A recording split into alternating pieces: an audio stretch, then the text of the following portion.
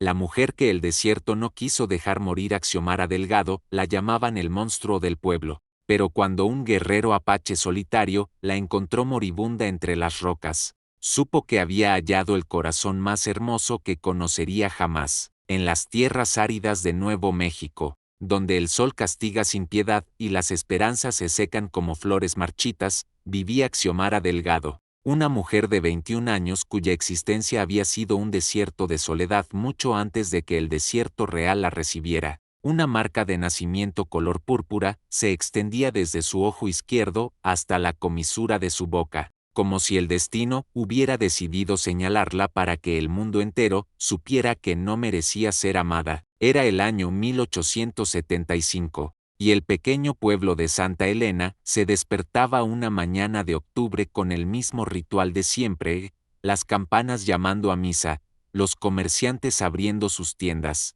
y Xiomara caminando con la cabeza gacha por las calles polvorientas, tratando de volverse invisible. Su rebozo azul desteñido cubría parcialmente su rostro, pero no podía ocultar del todo la marca que había definido cada día de su vida. Los niños habían crecido señalándola, los adultos se persignaban al verla pasar, como si su sola presencia pudiera traer desgracias. Xiomara había aprendido a pegarse a las paredes, a comprar cuando había menos gente, a existir en los márgenes de un mundo que la rechazaba sin conocerla. Esa mañana caminaba hacia el mercado cuando el destino le tenía preparada la humillación más cruel de su vida, en la plaza central, donde medio pueblo se había reunido para ver llegar una caravana comercial. Estaba Rodrigo Beltrán, el hijo del hacendado más rico de la región, alto, de bigote cuidado, vestido con ropas que costaban más de lo que ella veía en un año entero. Cuando Xiomara intentó pasar desapercibida por un costado de la plaza, uno de los caballos de la caravana se espantó y corrió hacia ella. En su desesperación por apartarse, tropezó y cayó al suelo, y su rebozo se deslizó, dejando su rostro expuesto ante toda la multitud. El silencio que siguió fue más cruel que cualquier grito, y entonces llegó la risa de Rodrigo, cortando el aire como una navaja. «Válgame Dios», exclamó entre carcajadas. «Por fin veo completo al espanto del pueblo». Se acercó despacio, disfrutando de ser el centro de todas las miradas, y cuando Xiomara trató de levantarse y cubrirse otra vez, él pisó el extremo de su rebozo para impedírselo. «No, no», dijo con una sonrisa cruel, «ya que estamos todos reunidos, es hora de que el pueblo conozca bien a su vecina más especial. ¿Saben qué me contó mi padre? Que esta mujer espera todavía que alguien la pida en matrimonio». Las carcajadas que siguieron cayeron sobre Xiomara como puñaladas. Rodrigo continuó paseándose a su alrededor como un depredador jugando con su presa, diciéndole que ningún hombre en su sano juicio querría despertar viendo esa cara, que ella no había nacido para el amor sino para recordarles a los demás lo afortunados que eran. Algo se rompió para siempre dentro de Xiomara. No eran solo sus palabras, sino la confirmación pública de que hasta su sueño más pequeño era motivo de burla para el mundo entero. Se puso de pie sin decir nada, dejó el rebozo en el suelo y caminó entre la gente que se apartaba a su paso, mientras Rodrigo le gritaba una última crueldad a la espalda. Cuando llegó a la pequeña casa de adobe donde vivía con su madrastra, Herminia Reyes, una mujer de 60 años que la había tolerado durante años solo por el dinero que había dejado su difunto padre, encontró a Herminia, esperándola con una expresión helada. «Ya me enteré de lo que pasó en la plaza», dijo sin preámbulos. «Todo el pueblo habla del espectáculo que diste». «No fue mi culpa», murmuró Xiomara, pero la voz se le quebró antes de terminar. «Nunca es tu culpa», explotó Herminia. «Pero siempre eres tú la que trae la vergüenza a esta casa. 20 años cargando contigo como una cruz, ¿y para qué? Tu padre me prometió que cuidarías de mí en mi vejez. ¿Cómo vas a cuidar de alguien si ni siquiera puedes mostrar la cara sin que la gente huya? Eres una maldición que me está arrastrando a la tumba». Xiomara se encogió contra la pared, sintiendo cada palabra como un martillazo. Ofreció trabajar más, buscar costura, limpiar casas, pero Herminia soltó una risa amarga. «¿Quién va a quererte en su casa? Ni los perros del pueblo se acercan a ti. Ya tomé una decisión, mañana te vas de esta casa y no regresas nunca más. Búscate dónde vivir, cómo sobrevivir, pero ya no será mi responsabilidad. Esa noche fue la más larga de la vida de Xiomara. Empacó sus pocas pertenencias, 2 vestidos remendados, un rebozo tejido por su madre, una pequeña imagen de la Virgen, sintiendo que cada objeto se despedía de ella. Al amanecer salió de la casa para no volver jamás, sin dinero, sin destino, con la sola certeza de que prefería morir libre en el desierto que seguir siendo una carga para quien la despreciaba. Sus pasos la llevaron hacia las afueras del pueblo, hacia la inmensidad árida, sin saber que caminaba hacia el encuentro más importante de su vida. El desierto no perdona a los débiles, y Xiomara no estaba preparada para su ferocidad. Caminó durante 3 días bajo un sol que castigaba como hierro al rojo vivo, bebiendo las últimas gotas de una cantimplora agrietada que encontró abandonada en el camino. Sus labios se partieron, sus pies descalzos se llenaron de espinas, su vestido se desgarró entre las rocas que marcaban el territorio apache. Para el 4.º día ya no caminaba, se arrastraba, empujada solo por una voluntad que se negaba a apagarse. Fue entonces cuando el desmayo la venció. Xiomara cayó sobre la arena ardiente, su cuerpo rindiéndose al calor implacable, mientras en su delirio veía a su madre llamándola desde una luz, oasis que desaparecían al acercarse, voces que el viento se llevaba antes de que pudiera entenderlas. A lo lejos, el sonido de cascos sobre la arena se acercaba lentamente. Natani, un guerrero apache de 32 años, regresaba de una cacería solitaria montando a Luna, su yegua negra y fiel compañera, desde hacía 10 años. 2 años atrás, unos soldados habían atacado su campamento durante una tregua, matando a su esposa Siasin y a varios ancianos indefensos. Desde entonces vivía apartado de su tribu, acompañado solo por su hija Nima, una niña de 7 años que había heredado los ojos inteligentes de su madre y la fuerza silenciosa de su padre. «Papá», dijo Nima esa tarde, señalando una mancha oscura en la distancia, «hay algo allí que no estaba antes». Natani entrecerró los ojos. Podía ser una trampa de soldados, un animal herido, o algo peor, pero algo le dijo que se trataba de una persona en problemas graves. Cuando se acercaron, vieron a una mujer joven, mexicana por su vestimenta, tendida e inconsciente, con la piel enrojecida por el sol y los labios partidos por la sed. Lo que más llamó la atención de Natani fue la marca púrpura que cubría parte de su rostro. Nima bajó de la yegua antes de que su padre pudiera detenerla, y tocó con suavidad la frente ardiente de la desconocida. «Está muy enferma, papá, se va a morir si no la ayudamos». «Es mexicana», murmuró Natani. «Podría ser peligroso llevarla con nosotros. Su gente nos ha causado mucho dolor». «Pero mamá siempre decía que cuando alguien sufre no importa de dónde venga», respondió Nima. «Decía que el sufrimiento es igual en todos los corazones». Las palabras de su hija tocaron algo profundo en Natani, que recordó a Siasin y su compasión sin distinciones. Miró de nuevo el rostro de la desconocida y reconoció en él, más allá de la marca, la huella de un sufrimiento íntimo y constante. Sin decir más, la cargó en sus brazos. Pesaba sorprendentemente poco, como si el desierto ya hubiera empezado a consumirla, y la subió a Luna, dirigiéndose hacia su refugio oculto entre las montañas. El viaje duró 3 horas. Xiomara deliraba entre la conciencia y la inconsciencia, murmurando en español sobre un tal Rodrigo, sobre el rechazo, sobre preferir morir antes que seguir siendo una carga. Poco a poco, las piezas de una historia de dolor comenzaron a formarse en la mente del guerrero. Al llegar a la cueva, un refugio natural que había servido a guerreros apaches durante generaciones, Natani la acostó sobre pieles de ciervo, mientras Nima corría por agua fresca y las hierbas medicinales que su padre le había enseñado a reconocer. Trabajaron juntos toda la noche.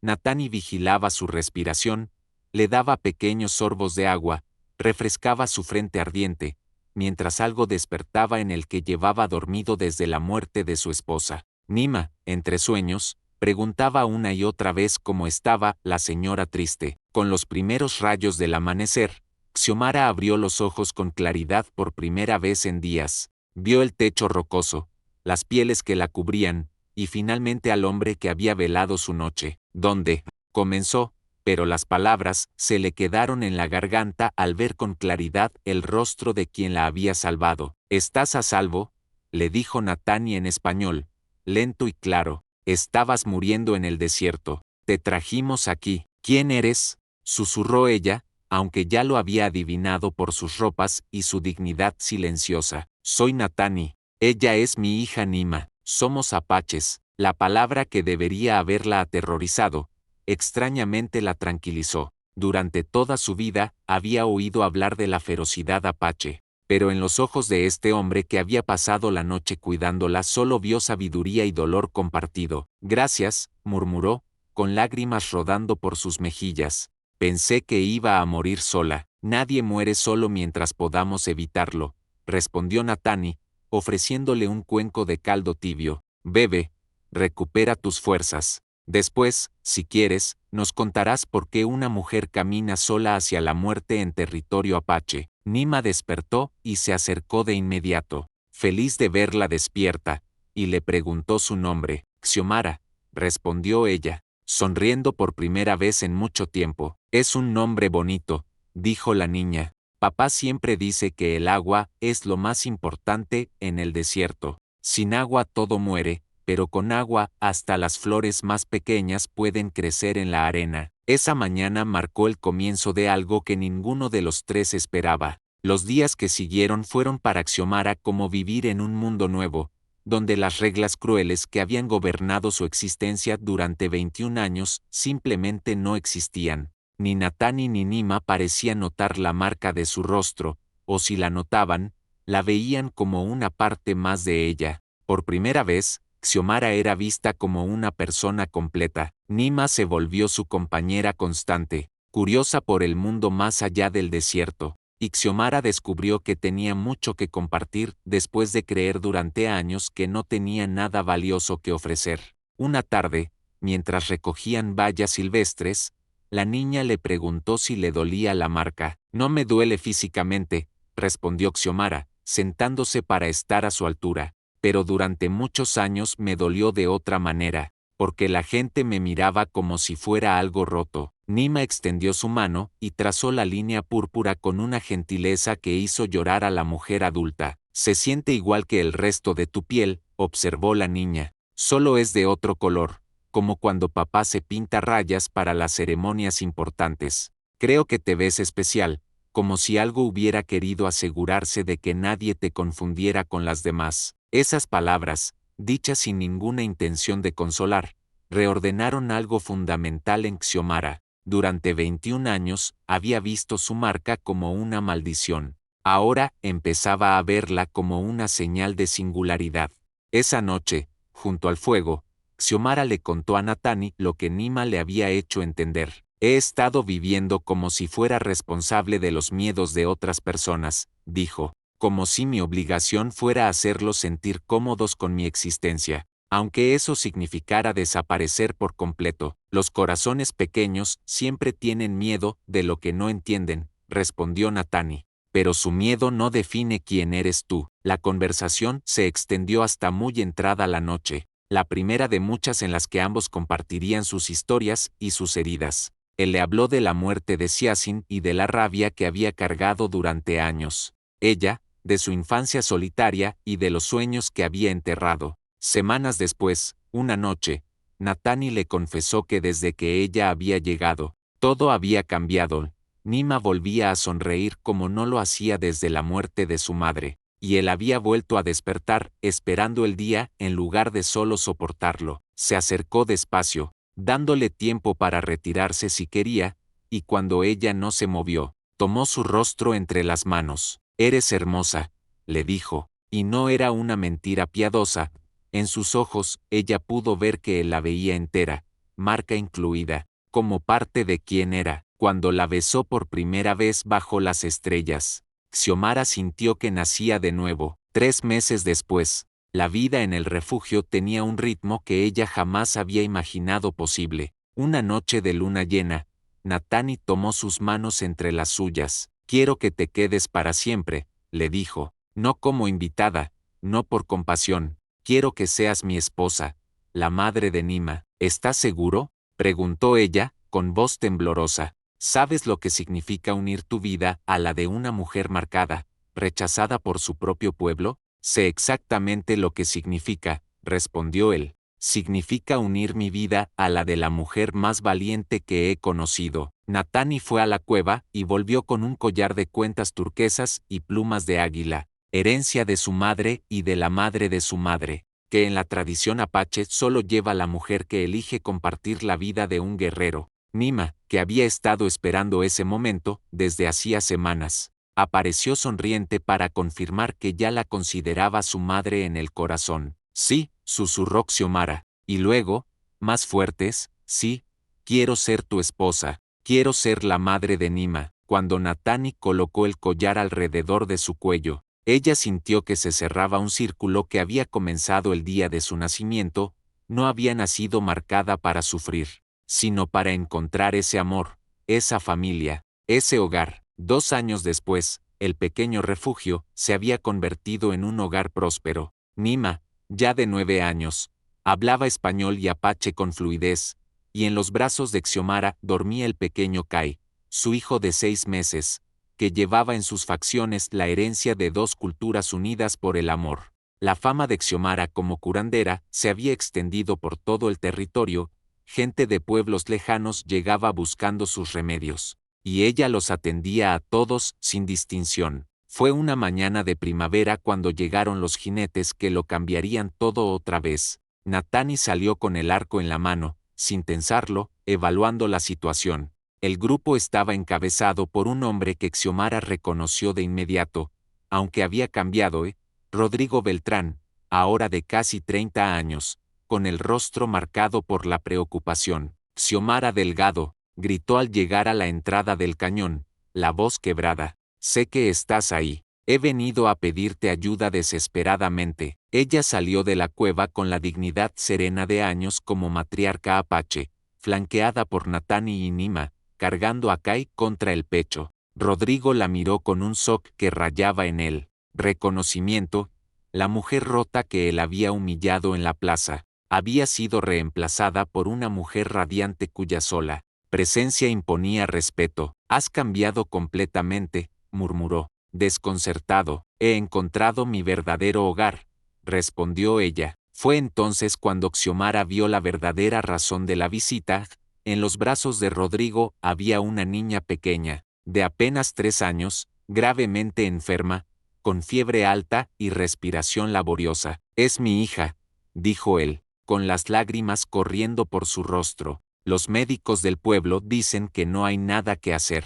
Alguien me habló de una curandera apache que hace milagros. No sabía que eras tú hasta que llegué. Toda la rabia que Xiomara podría haber sentido se transformó en compasión. Trae a la niña adentro, dijo, dándose vuelta hacia la cueva. Nima, prepara el espacio de curación. Natani, hierve agua con las hierbas purificadoras. Durante las siguientes 3 horas trabajó con la destreza de años de experiencia, combinando lo mejor de ambas tradiciones. Rodrigo no se apartó del lado de su hija, observando con asombro creciente a la mujer que había despreciado salvar la vida de lo que más amaba en el mundo. Cuando la niña finalmente abrió los ojos y pidió agua, Rodrigo cayó de rodillas. Me salvaste a mi hija, susurró. La mujer a quien traté con tanta crueldad salvó lo único que me importa. No tengo palabras para. No necesito palabras, lo interrumpió Xiomara con gentileza. Solo necesito que entiendas algo. El amor que sientes por tu hija, esa desesperación por protegerla, es lo que yo sentía por mi propia vida el día que me humillaste. La diferencia es que tú tienes quien te ame lo suficiente para llorar si te pierde. Rodrigo la miró y en sus ojos nació una comprensión profunda, una vergüenza genuina. Perdóname, murmuró, por no ver entonces lo que veo ahora. Eres una mujer extraordinaria y fui demasiado cruel para reconocerlo. Te perdono, Rodrigo, respondió ella con paz. Pero, más importante, me perdono a mí misma por haber creído durante tantos años que tus palabras definían mi valor. Cuando Rodrigo se alejó con su hija sana en brazos, Xiomara se volvió hacia su propia familia, Natani, cuyo amor había sanado las heridas más profundas de su corazón. Nima, quien le había enseñado a verse con ojos de bondad, y el pequeño Kai, la promesa de un futuro construido sobre amor y no sobre dolor. ¿Alguna vez te arrepientes?, le preguntó Natani esa noche, mirando las estrellas que habían sido testigos de su transformación. Xiomara sonrió, tocando suavemente la marca en su rostro, que ya no veía como una maldición sino como la señal que había guiado a Natani hasta ella en el desierto. Jamás, respondió, cada cicatriz, cada lágrima, cada momento de dolor me llevó hasta aquí, me llevó hasta ustedes. Y ustedes valen cada paso difícil que tuve que dar para encontrarlos. En la distancia, el viento del desierto llevaba sus palabras hacia las estrellas, como una plegaria de gratitud por una vida que había florecido en el lugar más inesperado, regada por el amor más puro, convertida en testimonio eterno de que la verdadera belleza siempre nace del corazón.